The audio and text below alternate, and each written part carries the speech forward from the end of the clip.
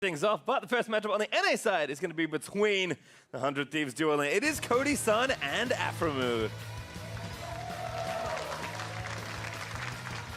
It's been an up and down tournament for the boys, but so far we'll see how they fare against their opponents for this one. It is on Echo Fox, Altec, and Adrian. Quite looking forward to seeing how the Echo Fox boys can do. I would argue, like, in terms of laning phase prowess, Altec and Adrian, in my head, would have the advantage. They seemed like pretty young, mechanically strong players, especially. Maybe I'm thinking too far in the past when Altec used to play for EG. I mean, Altec's still very young, as it turns out. That is pretty far in the past. Back then, he was like a mechanical god. Well, let me update you. Currently, Altec's best champion in my eyes has been his Mundo. And the mechanics there, not so intense. I mean, he might pick it here. He did also show great improvements in his Vladimir play. So this is a guy who has really embraced the new meta, though, and has played more than the marksman. And aphromoo and Cody Sun. Well, Cody Sun has had kind of mixed performances. His game versus Splice was pretty good. Game versus Fnatic, not so good. He did was that the All-Star game also? Was that a different game? Was like, so, yeah, but we'll see. Don't want to hate on the guys. 2v2, different environment, different world, different rules. And it's all about ideally trying to kill each other. That last game was the first one we've seen actually go to. Technically, it went to 2 kills, but it was really going to 100 CS. Champions Canada. Yes, I think it might have dinged over a Soraka ban. Yeah. First order of business. It's pretty funny because throughout Adrian's career in North America, he has been memed on for being a Soraka Janna player, only playing the supportive, healing, shielding supports, even though technically he has played plenty of melee champions, plenty of those beefier supports down there as well. Does seem like a lot of them are getting banned out. Karma again will be banned, this time by 100 Thieves. Morgana was also the first ban there for Echo Fox, so seems like the bot laners are getting ignored. All right, there's something we've just seen. Syndra going to get taken off the board. But the Anivia still available. That Poppy Anivia combo that G2 ran yesterday, always ever present. Rengar Pantheon also left up and available. That's what I'm looking for, some all-in melee kill lanes. But if the bans are any indication... Oh, yes!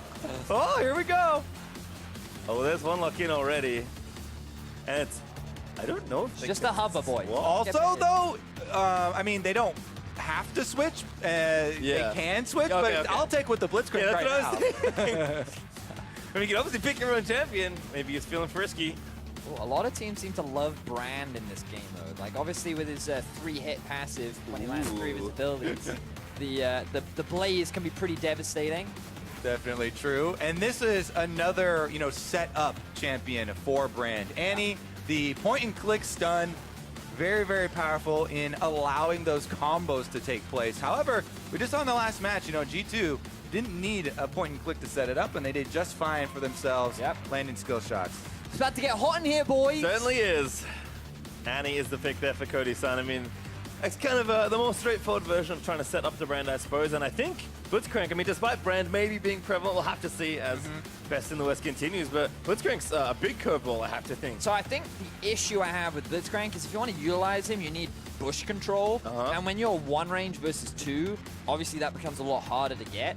I still think that when the enemy is sieging up towards your turret, there is the potential for you to set up a pick, but having that control over the waves so that you can get in the brush and kind of get behind the minions and run the risk of landing that hook is really important. And when you have Annie Brand, you can just keep that wave pushed underneath the enemy turret for as long as possible. So I'm kind of in the 100 Thieves camp right now, but, Blitzcrank, he is a wild variable that you can never truly account for. Everyone starts to cry as soon as the hook actually lands. And then you're like, oh, how'd you get hit by that one? Well, Blitzcrank definitely going to encourage earlier kills, so maybe we get it before it's forced by CS this time around. They did swap it around as well. It is Adrian that will be piloting the Blitzcrank in this 2v2. Altec on a pretty well-known bot laner, actually, at this point, is going to be the Brand. But you can see also by the keystones, the strategy, right? The double range, they're going for double comet. They want to poke them out. They want to push the waves. But Echo Fox, both electrocute. All in. As soon as they get the grab, they go for the kill. What's that corrupting potion start on Altec, though? If they're running electrocute, why are they going for this sustain build? Well, we just saw Yarnin in the last one with the refillable, and he got a lot of use out of it, actually, escaping multiple times. So learning from the victors already. I guess it's efficient if they're assuming there's going to be a lot of backing. Maybe they're assuming early laning phase is going to be a couple of, a bit of poke. Ooh, I like the synergy that's going on between the 100 Thieves as well. Also, oh, nice. We got some rune info, too. A little bit of a biscuit delivery once again. Yeah, we did expect that one. Some early damage to go with it with a Scorch. Celerity as well for dodging some of the skill shots. All makes sense here. We should see a lot of sorcery first, by the way.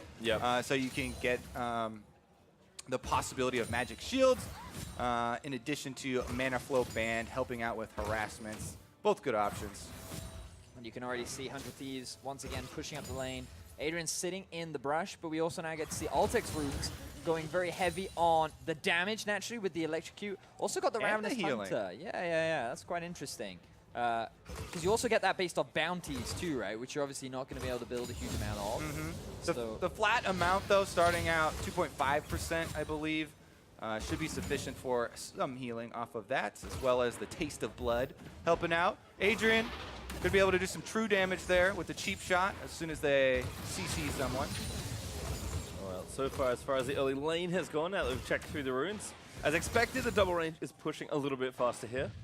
And the Relentless Hunter for the out-of-combat move speed on Adrian as well, while he's moving back and forth right now, trying to fake out. When's he going to throw the hook here? That could be what they actually look for with the opening. Right now, fighting over the Relic, though. Got a Boots 4 as well. First hook does miss for Adrian, but only barely as he fished for Cody. Again, it does feel like Fox is just going to have to kind of bide their time. I mean, it really is on Adrian, it feels like, to get things going. If he can land a good hook, it's pretty easy there to try and convert for a kill. And then once you get hooked, you can tell a lot about a human by the way they react when they get hooked. Me, personally, I immediately flash out.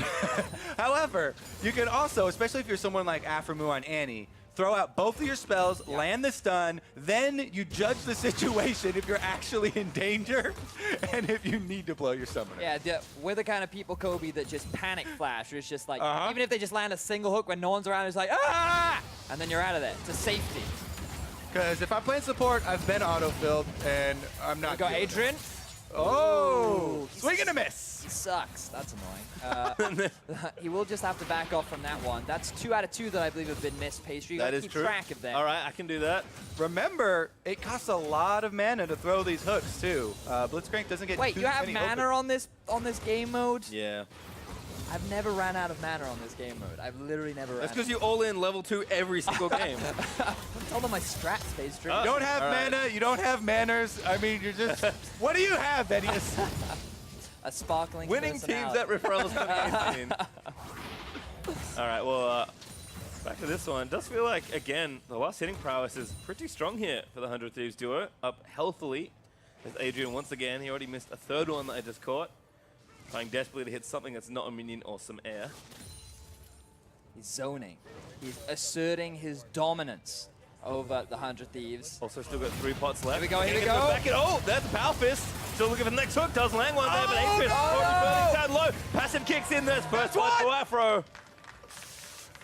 That's the kind of the very disappointing result to Blitzcrank off. You know, you flash in there, you get your hook, you're looking for the big kill, and you just get poked down and run back. Now it's a very sad situation here for Echo Fox. Down in CS, down in kills.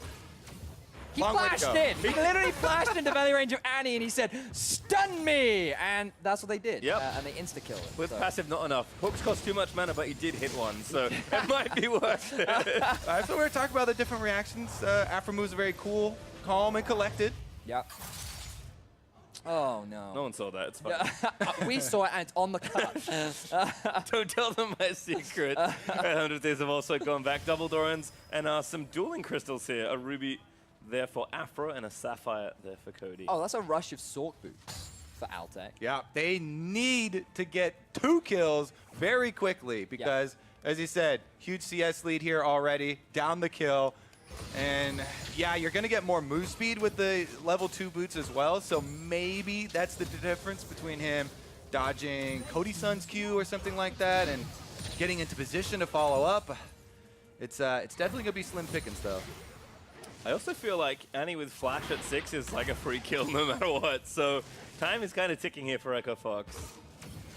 Still, they never get there. Adrian again gonna line it up. Up the overdrive. Oh, nails it! Afro though flashes out after. Does get power fist, but again the stun comes back around. Still Blitz pretty tanky, but probably not tanky enough to live through this. Passive gonna proc. Auto is there. It's actually not enough to get a kill. That was the opening though. Echo Fox, they jumped on their level 6 advantage with the extra brand ultimate, but even with the brand ultimate advantage, aphromoo is able to get out of there in time, and they don't jump on the small window they had. That was probably the only remaining kind of spike that Echo Fox could really go for. Yep. Because now level 6s have just been hit for both aphromoo and Cody Sun. Flash is available for Altec, but the Ignite is down, the heal is down, and while the same can be said for 100 Thieves, they don't really need to force anything right now because they're in the power position, you know, with the farm lead, with the kill lead. Everything's looking up for 100 Thieves. Feels pretty good. Honestly, they're just going to be able to poke down Echo Fox too. It's not like Echo Fox have a poke advantage where they can soften them up before Altec gets to go in for the flash either. We can see again, just last sitting very well. Cody expertly autoing down these creeps. Afro trying to hold on to his stun, which is why he's no longer queuing them. And again, Adrian could find a nice hook here. Level 6 will help somewhat, at least with some damage. Does tick over now and level up the ulti, I assume. But pressure is certainly mounting here. 10 CS lead still here for 100 Thieves. What do you think the strategy talk right now between Altec and Adrian is? I think it starts with the word yo and ends with we gotta go in. Every conversation with pastry starts with yo. We gotta go in. Okay, wait. Ignite is up in a second. All right, they got the Blitzcrank silence to work with as well. There you go. This is it. Fox, if you're going to do anything, it's coming up to that point. Adrian? Oh, misses. Oh. Still. And more hooks. That's how you win. Can wait about 10 more seconds. We'll have it back up, but only 4 waves or so to go. With 20 CS now away from 100 for 100 Thieves. But I don't think Afro's flash will be back in time. I bet you Afro's going to go for the kill. Adrian's going to get the silence, but the Tibbers is down. The Blitz going burning down. He misses another hook, and he goes down. Cody Sun takes him out. Adrian just ran it down mid. He just... There's only one lane. You can't blame him that much. What was he doing? What other strategies are available in ARAM, Bedius? But he tried to go for a hook. He ran into the Annie ultimate. Just look at it. Oh, this is the first kill where, again, he flashes in to get the knockup onto Cody, and it doesn't quite work out the way they wanted it to. And then the next kill was pretty much Adrian doing the same thing. Blitzcrank, we could understand the idea, but execution wasn't quite there for Adrian. Yeah, focus fire right here. Easy for 100 Thieves. Stun locked him. Even dodged the hook as well. And Altec tried to get off his own brand ultimate, but too little too late.